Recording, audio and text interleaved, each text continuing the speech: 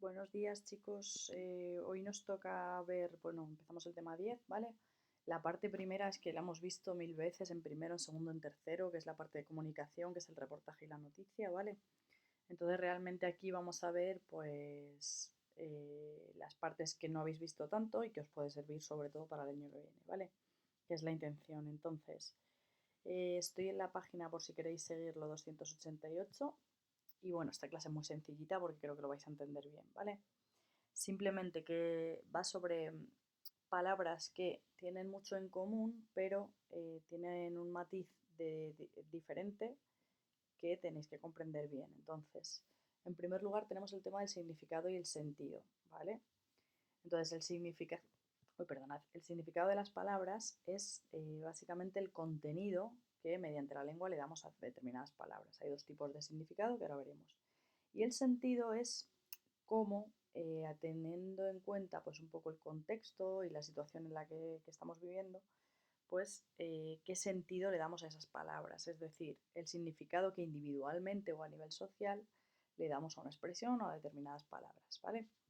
Por lo tanto, bueno, os lo subrayo, pero vamos, ¿qué es lo que estoy diciendo? Básicamente aquí tenemos la definición de significado y que el significado simplemente pues se emplea con un significado determinado, lógicamente, ¿vale? O sea, que tiene que ver con el uso. Sin embargo, si lo expresamos de una manera y se entiende de otra porque le damos otro sentido, ¿vale? Pues entonces ahí el significado cambia, ¿vale? Entonces el sentido es lo que se pretende comunicar con una palabra o expresión al margen del significado que tenga esa palabra. Entonces, este ejemplo es muy bueno, ¿vale? Por eso no os he buscado otros, porque el que viene aquí me parece que es perfecto. Si yo digo, David se ha puesto las botas, el significado es que David, sujeto, se calza unas botas, ¿vale? Literalmente. Entonces, ese es el significado literal. El sentido, David se ha puesto las botas, pues si esto lo estoy hablando, por ejemplo, en una boda, en un banquete, y señalo a alguien que está comiendo mucho, digo, jolín, David se ha puesto las botas, entonces ese es el sentido que le doy. No significa lo que las palabras, la suma de las palabras significaría individualmente, sino que pues es el sentido que le doy, ¿vale? Atendiendo al contexto. Por eso es importante, ¿vale? Entonces esa sería la diferencia entre significado y sentido. Ahora vamos a ver las diferencias entre situación y contexto, ¿vale? Entonces, bueno, esto creo que lo sabéis muy bien porque lo hemos visto muchísimas veces, pero simplemente que sepáis que la situación son las circunstancias en las que se realiza un acto de comunicación, es decir, pues las circunstancias en las que yo hablo, pues, ¿cuáles son las circunstancias? ¿Cuál es la situación? Perdonad, pues el emisor, el receptor, el código, el contexto, todo eso pertenece al marco de la situación, ¿vale? Entonces, evidentemente, el ejemplo que viene aquí es perfecto también, la palabra hoja, si yo digo coged una hoja justo antes de un examen, pues evidentemente me refiero a un papel. Sin embargo, si estamos, por ejemplo, en un parque, en una clase de biología y decimos coged una hoja, pues ahí nos estamos refiriendo a la hoja de un árbol, ¿vale? Es por eso que estoy hablando de la situación extralingüística. ¿Vale? Y en cuanto al contexto, son las circunstancias verbales en las que se emplean las palabras, es decir, el contexto, como visteis cuando vimos las funciones del lenguaje, emisor, receptor, código, contexto, ¿vale? Pues es una circunstancia verbal, ¿vale? ¿Contexto qué es? Pues que depende de pues las circunstancias en las que se emplean las palabras, ¿vale? Entonces, si aquí, por ejemplo, decimos sacado una hoja de papel, está claro que hoja por lo que tiene delante y lo que tiene detrás, se refiere a papel, lógicamente. Y si yo digo ha caído una hoja del árbol, por lo que tiene delante de caer y de árbol, pues ya sé cuál es el contexto. Pero veis que siempre se marca con palabras, ¿vale? Entonces eso es importante. Bueno, espero que esto lo hayáis entendido. Seguimos. Denotación y connotación. Esto lo hemos visto y es súper importante que asociemos ciertas palabras, ¿vale? Como hemos visto antes, el significado es pues el conjunto de connotaciones y denotaciones que tiene una palabra, ¿vale? ¿Qué es el significado denotativo? Muy fácil. Aprendeos que denotativo y objetivo es exactamente lo mismo. El significado denotativo es el significado objetivo, ¿vale?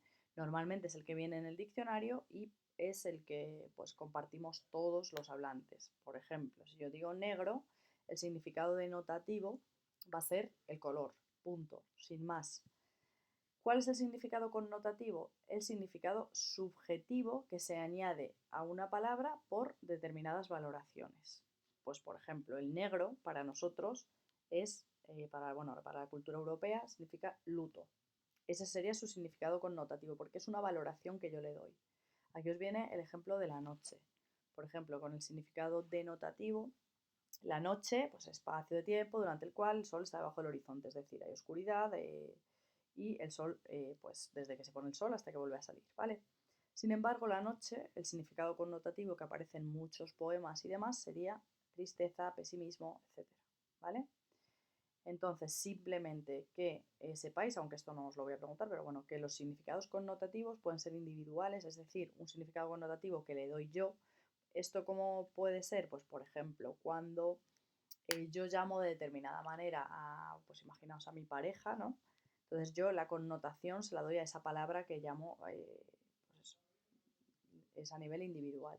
Sin embargo, sociales, pues lo que os digo, en Europa el negro es luto. Sin embargo, si nos vamos al mundo árabe, el blanco es el que es luto. Entonces, esas palabras con connotaciones sería social, ¿vale?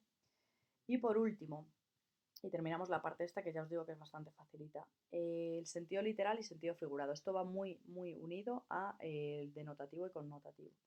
El sentido literal es cuando una palabra mantiene un significado denotativo, es decir, el significado objetivo. Por ejemplo, si yo digo, por ejemplo, vamos a ver, que piense en una... he perdido unos papeles importantes, que es parecida a la que viene aquí. He perdido unos papeles, el sentido literal, o he perdido los papeles, el sentido literal es básicamente que yo tenía unas hojas, unos papeles y los he perdido, los he extraviado.